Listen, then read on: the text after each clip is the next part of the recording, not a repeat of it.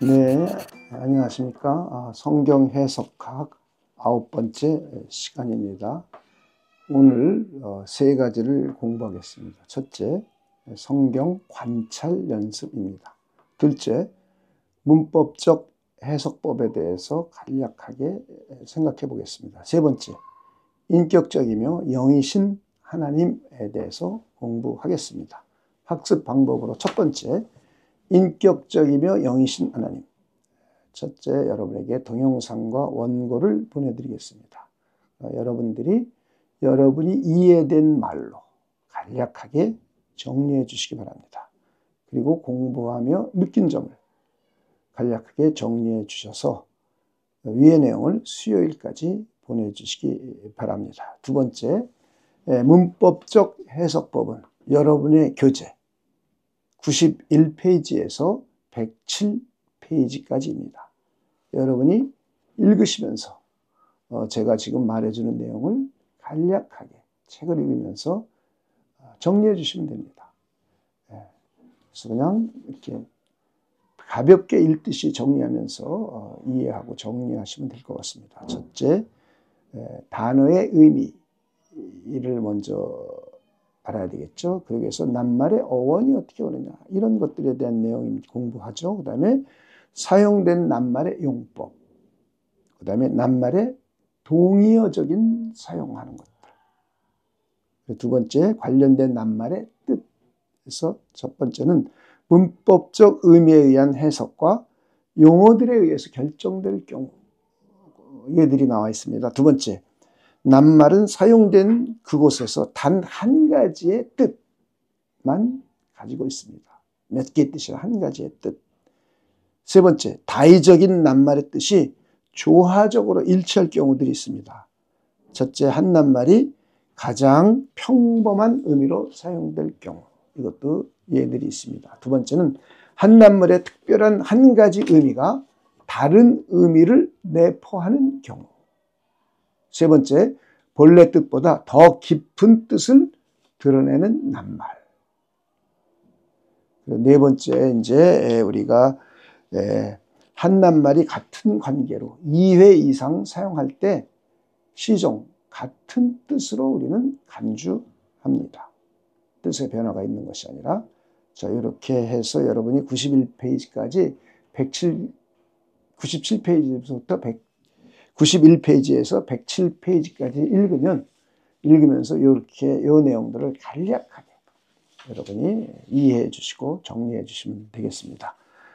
세 번째, 이제 관찰 연습입니다. 여러분이 지난 시간에 공부한 데살로니가 후서 1장 1절에서 4절까지를 지금 이 시간 함께 공부해 보도록 하겠습니다. 제가 한 내용과 여러분이 이제 먼저 공부하면서 제출한 내용을 비교해 보시면서 여러분이 자꾸 조정해가고 또 발전시켜 가는 것입니다. 제일 먼저 저는 16개의 문장으로 관찰을 했습니다. 관찰한 문장을 한번 16개 나열해 보겠습니다. 이것도 여러분에게 원고를 보내드리니까 원고를 보면서, 눈으로 보면서 강의를 들으시는 게 훨씬 효율성을 높일 수가 있습니다.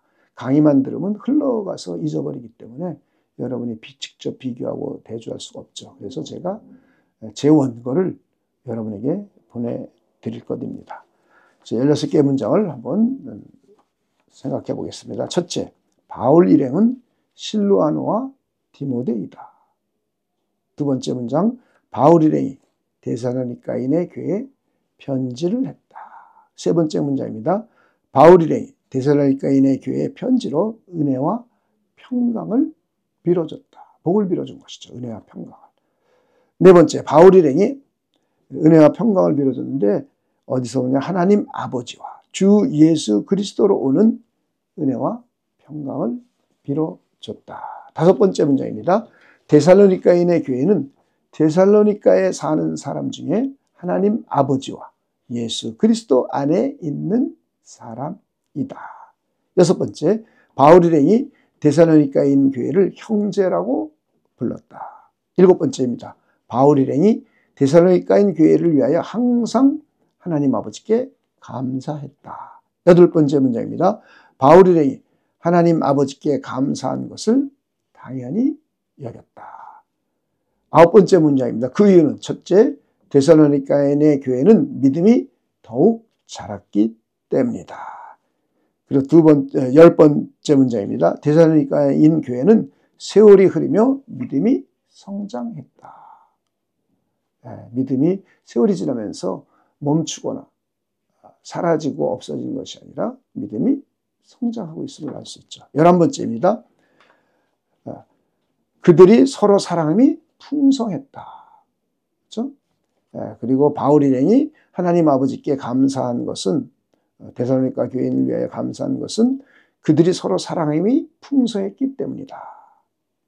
그런데 재밌게 12번째 문장은 데살로니가인 교회는 세월이 흐르며 서로의 사랑이 풍성해졌음을 우리가 발견해 볼 수가 있죠.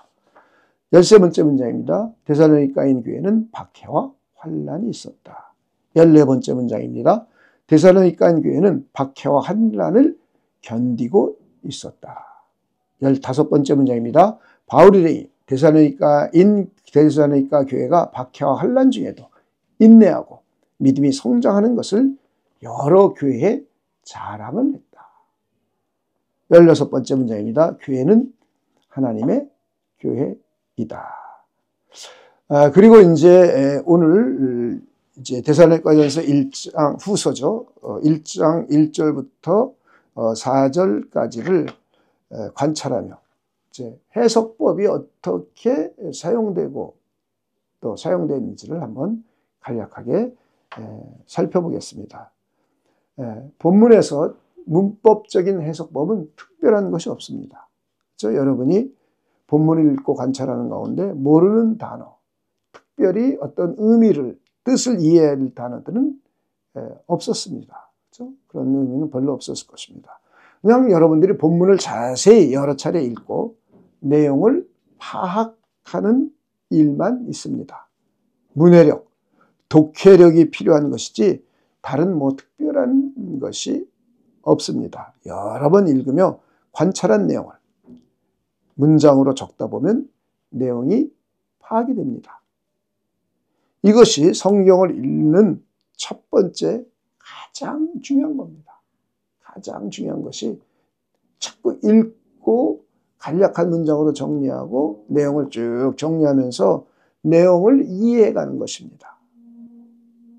이것이 성경을 읽는데 가장 많은 부분을 차지하는데 많은 성도분들이 이 부분을 간과합니다. 목회자들에게도 역시 이것이 가장 중요한 일이고 또 신학생인 여러분들도 이 공부가 철저히 돼야 됩니다. 이 공부가 철저히 돼야 그 다음에 설교가 바르게 됩니다. 이 공부가 철저히 되지 않으면 설교를 성경적으로 할 수가 없습니다. 설교는 내가 하고 싶은 말을 하는 것이 아니라 하나님의 의도, 하나님의 뜻을 하나님의 백성들에게 우리 증거하는 것이죠. 그런데 우리는 텍스트가 성경인 거죠. 그래서 성경을 하나님의 의도대로 이해하는 것이 가장 중요합니다. 그리고 난 후에 이것을 이제 현재를 살고 있는 우리에게 어떻게 적용이 되는지 그것을 이제 정리하고 전하는 것이 설교가 되기 때문입니다. 그래서 텍스트, 성경 본문을 철저히 읽고 이해하고 또 정리하는 것이 가장 기본입니다. 그래서 문법적 해석법을 하면서 모르는 단어라든가 이런 것들 우리가 이제 다시 찾고 또 단어가 반복해서 나올 때는 이게 어떤 의미인 건가 이런 것들을 우리가 찾아서 정리해서 의미를 파악하는 일입니다. 그래서 여기서도 문법적 해석법은 특별한 게 없지 않습니까? 여러분이 그냥 다른 책 읽듯이 읽는 거죠. 자, 읽으면서 관찰하면서 적다 보면 내용이 파악이 되고 이해가 됩니다. 자, 두 번째 이제 역사적 해석법을 생각해 보겠습니다. 여러분들이 데살로니가 전서와 후서 이런 걸 보면서 첫째 우리가 생각해 보겠습니다. 언제, 어디서, 누가, 누구에게 보냈는지. 그러니까 기록자, 인간 저자가 누구인지. 물론 저자는 하나님이십니다. 하나님이 성령의 감동을 주어서 기록자가 기록을 했죠. 그러면 편의상 우리 기록자를 저자라고 말할 때 누가 편지를 보냈는가? 두 번째, 누구에게 보냈는가? 언제 보냈는가? 어디서 보냈는가? 역사적 의미잖아요. 2000년 전 내용이니까. 그리고 무엇을 왜 보냈는가? 어떻게 하라고 하는가? 이런 내용들을 여러분들이 살펴보는 겁니다. 그래서 주석서를 보면 모든 주석서의 서론 부분에 이 부분이 나와 있습니다.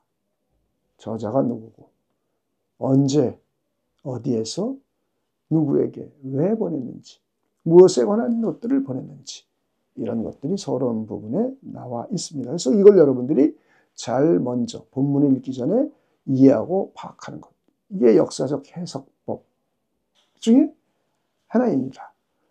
그리고 데살로니가 전서와 데살로니가 후서 사이에 시간적인 차이가 얼마나 되는지, 그때 변화가 일어난 걸 전서와 후서에서 우리가 비교해보고 찾아볼 수가 있습니다. 그리고 그 당시 역사적 상황을 찾아보는 겁니다.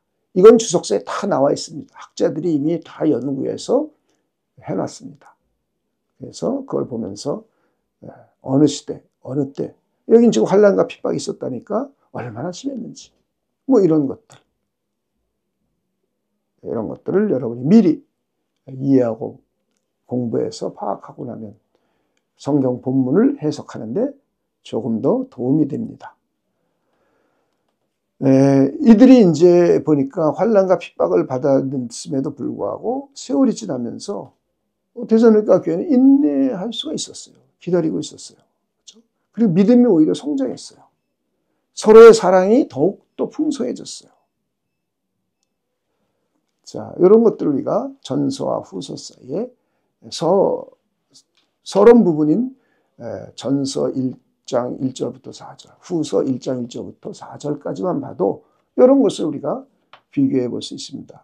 핵심적인 내용이 무엇인지는 이제 성경 전체를, 데살로니가 전서 전체, 후서 전체를 읽어야 우리가 이해할 수 있겠지만 이런 것들도 우리가 공부하면서 준비하는 것, 역사적인 해석법의 적용입니다. 그래서 이런 것들을 우리가 역사적인 해석법을 통해서 본문을 더욱더 자세히 이해할 수 있는 걸 알 수 있죠. 더 깊이 이해할 수 있는 것을, 그리고 더 정확하게 이해할 수가 있습니다. 그리고 신학적 해석법도 특별한 것이 여기서는 없었습니다. 그렇죠? 그냥 교회를 하나님의 교회라고 했구나, 뭐 이런 정도죠. 그래서 우리는 오늘의 본문을 읽고 해석할 때 우리는 자연스럽게 역사적, 문법적 해석법을 사용했습니다. 이것이 성경을 읽고 해석하는데 가장 근본이고 기초입니다. 성경을 자세히 읽고 자세히 관찰만 해도 본문을 하나님의 의도대로 바르게 이해하고 해석할 수가 있습니다. 여기에 역사적인 해석법을 가미하면 본문을 더 깊이 이해하고 믿게 됩니다. 이제 참고로 여기서 교회를 여러 교회 할 때 하나님의 여러 교회, 교회는 하나님의 교회라고 표현을 했죠. 성경에서 보면 교회를 여러 가지로 설명하고 표현합니다. 하나님과 관계에서는 하나님의 성전, 하나님의 집이라고 하기도 하고요. 그리스도와 관계에서는 주님의 교회, 그리스도의 몸, 그리스도의 신부라고 합니다. 성령과 관계에서는 성령의 전이라고 합니다. 예루살렘과 관계에서는 새 예루살렘, 위에 있는 예루살렘, 하늘 예루살렘이라고 합니다.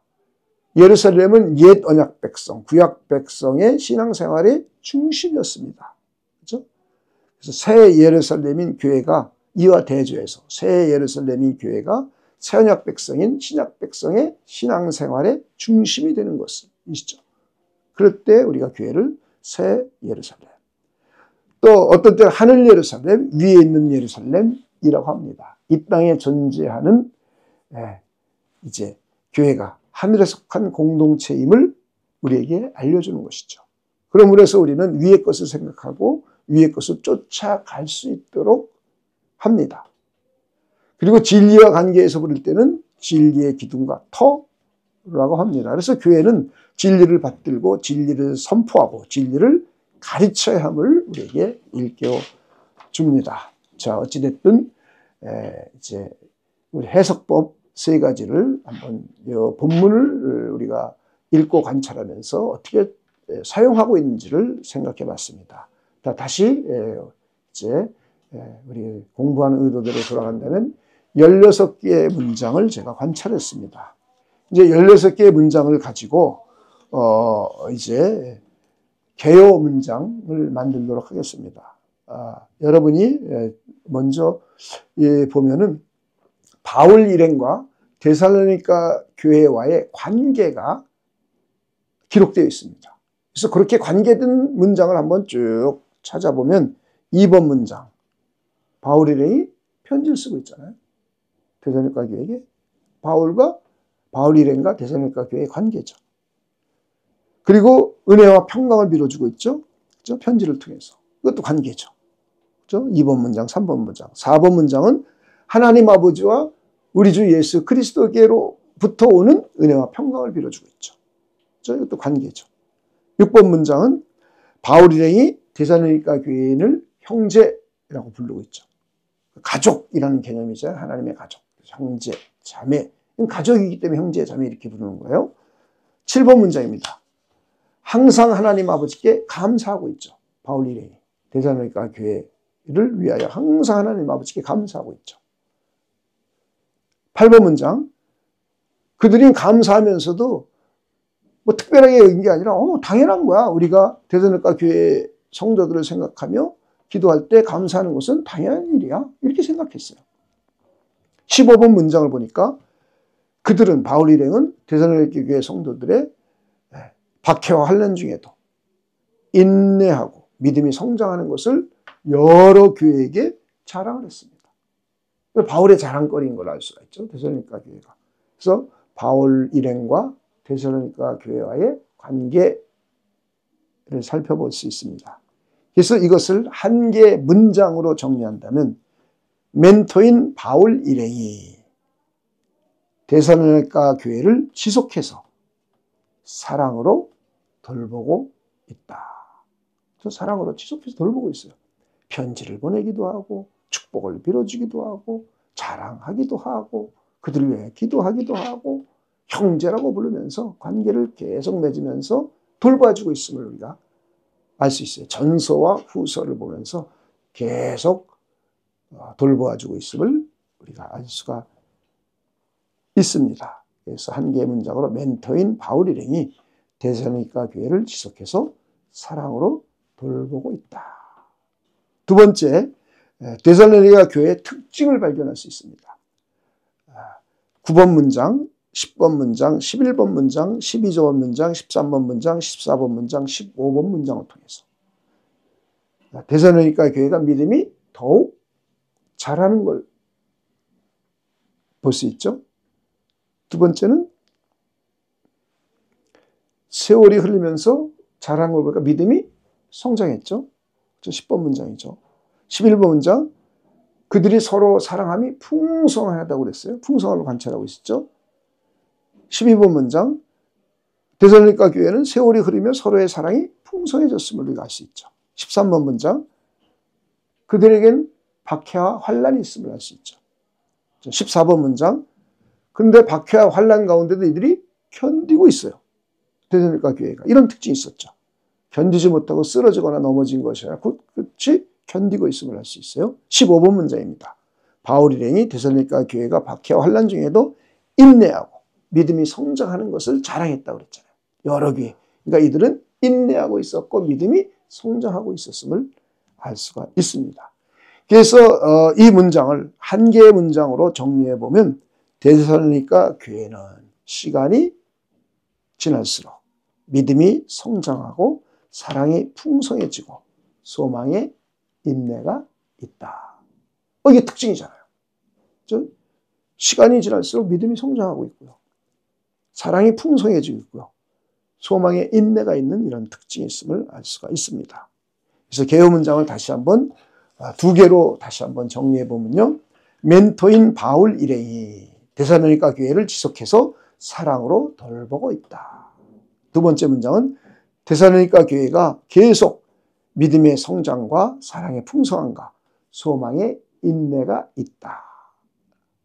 자, 이제 이것을 한 개의 주제 문장으로 정리해 보겠습니다. 이 두 문장을 한 개의 주제 문장으로 정리해 보면 바울 일행에게 지속해서 사랑으로 돌봄을 받는 데살로니가 교회는 믿음이 성장하고 사랑이 풍성해지고 소망의 인내가 있다. 이렇게 한 개의 문장으로 정리해 봤습니다. 이제 제목은 바울 일행과 데살로니가 교회 이렇게 정했습니다. 바울 일행과 데살로니가 교회. 이걸 다시 한번 역순으로 여러분에게 정리해 드리겠습니다. 제목 바울 일행과 데살로니가 교회. 제가 데살로니가 후서 1장 1절부터 4절까지를 읽고 제목을 나도 정하는 거예요. 여러분 성경에 보면 제목이 있죠. 소제목들이. 이걸 여러분이 스스로 읽으면서 파악해서 붙여보는 겁니다. 바울 일행과 데살로니가 교회. 이게 가장 포괄적인 제목일 것 같아요.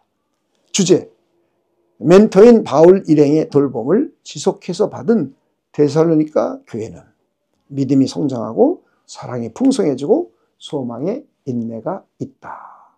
한 개의 주제 문장으로 정리해봤습니다. 개요와 내용을 한번 살펴보면 첫 번째, 개요 1번, 멘토인 바울 일행이 데살로니가 교회를 지속해서 사랑으로 돌보고 있다. 바울 일행이 연속해서 데살로니가 교회에 문안 편지를 보냈죠. 전서, 후서. 지속성 있잖아요. 그죠? 바울 일행이 연속해서 편지를 통하여 하나님 아버지와 예수 그리스도로부터 오는 은혜와 평강의 복을 빌어주고 있잖아요. 복을 빌어주고 있죠. 돌봐주고 있는 거죠. 지속해서. 셋째, 바울 일행이 계속해서 그들을 다정하게 형제라고 불렀죠. 그러므로 해서 가족, 하나님의 영적인 가족으로 되어 있습니다. 형제, 자매할 때는 가족이라는 개념이죠. 네 번째는 바울 일행은 계속해서 그들을 위해 하나님 아버지께 감사했어요. 그렇죠? 그리고 여러 교회에게 간증을 했어요. 그러니까 바울과 데살로니가 교회를 잘 우리가 생각해 볼 수 있습니다. 멘토인 바울 일행이 데살로니가 교회를 지속해서 사랑으로 돌보고 있다. 두 번째 개요 문장은 데살로니가 교회는 계속 믿음의 성장과 사랑의 풍요로움과 소망의 인내가 있다. 그죠? 그것을 내용을 보면은 데살로니가 교회는 환난과 핍박 가운데 인내함을 알 수가 있었고요. 이런 환난과 핍박 가운데 넘어지지 않고 오히려 믿음이 성장하고 있음을 알 수 있죠. 그리고 오히려 성도 간에 서로 사랑했어요. 환난과 핍박 어려움이 오면 서로 피하고 서로 시기하고 질투하고 나도 피곤하고 힘들기 때문에 사람들을 사랑으로 따뜻하게 품어주지 못하고 지치고 그래서 짜증이 나고 그럴 텐데 이들은 오히려 성도 상호 간에 사랑이 더 풍성해졌습니다. 그리고 환난과 핍박 가운데도 소망의 인내가 있었어요. 그리고 이들은 하나님 아버지와 우리 주 예수 그리스도와 연합이 되어 있었어요. 자, 이렇게 바울 일행에게 돌봄을 받으니까 바울 일행이 그들을 위하여 기도해주고 편지를 통해서 하나님의 말씀을 전해주고 그리고 그러면서 그들이 그리스도 예수와 더욱더 굳건히 연합이 되고 믿음이 들음에서 나기 때문에 믿음이 오히려 그 환난과 어려움 가운데 믿음이 굳건해지고 넘어지지 않고 쓰러지지 않고 인내하고 있음을 알 수가 있죠. 그리고 오히려 믿음이 성장할 뿐만 아니라 사랑의 수고가 더 풍요로워지는 교회가 됨을 우리가 알 수가 있습니다. 자, 어찌됐든 이제 여러분들이 이렇게 관찰서부터 출발해서 개요 문장을 만들고 내용 파악하기 위해 개요 문장만 읽어도 이 내용이 이 본문은 이런 내용이구나. 제목을 보면 본문은 이런 내용이구나. 알 수가 있죠. 그리고 이제 주제 문장을 보면서 조금 더 구체적으로 알게 되고 개요 문장을 통해서 더욱더 구체적으로 알게 되는 거죠. 자, 그리고 설명 문장을 통해서 그 다른 관찰한 내용들을 좀 더 여러분의 말로 쉽게 정리해서 한다면, 아, 이렇구나, 이런 것을 우리가 이 본문은 이런 내용이구나, 여러분들이 이해하고 파악을 할 수가 있습니다. 이제 여러분에게 성경 읽고 관찰하는 숙제를 내드리도록 하겠는데요. 이번에는 로마서 1장 1절부터 7절까지를 읽고 우리 한 그대로 관찰부터 시작해서 이제 읽으신 질문되는 내용을 적고 찾아서 적어보고, 그다음에 개요 문장으로 정리해보고, 그다음에 주제 문장을 한 개로 만들고 제목을 붙이고, 그리고 느낀 점을 적고 하는 것을 이제 여러분들이 해서 보내주시면 다음 시간에는 이것을 제가 또 해서 여러분과 함께 공부하는 그런 시간을 갖도록 하겠습니다. 기도하고 마치겠습니다. 하나님 아버지, 감사합니다. 우리로 하나님의 말씀인 성경을 읽고 해석하는 역량을 점진적으로 키워주시는 것 하나님 진심으로 감사함과 영광을 올려드립니다. 우리가 성경을 읽을 적마다 성령의 능력을 의지하고 성령의 밝은 조명의 빛을 의지하고 우리가 최선을 다해 읽고 관찰할 수 있도록, 그래서 우리가 하나님의 뜻을 성경을 기록한 기록 의도대로 잘 이해하고 제목도 붙이고 개요도 만들고 주제 문장도 만들고 할 수 있는 역량이 점진적으로 함양되도록 하나님께서 역사하여 주시옵소서. 우리가 성경을 바르게 잘 공부하고 이해한 후에 많은 사람들에게 가르치고 전하고 증거할 기회를 하나님께서 만들어 주시옵소서. 감사를 드리며 예수님의 이름으로 기도하옵나이다. 아멘.